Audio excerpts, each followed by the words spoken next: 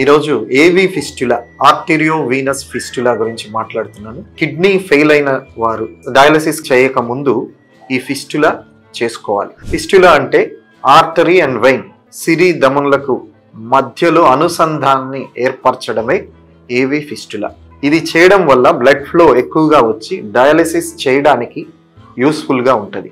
సామాన్యంగా ఇది రిస్ట్ దగ్గర, ఇక్కడ రిస్ట్ దగ్గర కానీ లేకపోతే మోచేయి దగ్గర కానీ ఇది చేస్తూ ఉంటాము.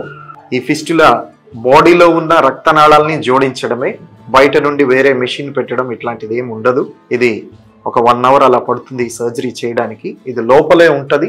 అయితే ఇది చేయడం వల్ల డయాలసిస్ అవసరమైన వారికి ఈజీగా డయాలసిస్ చేయడానికి ఇది ఒక యాక్సెస్ పాయింట్గా ఉంటుంది.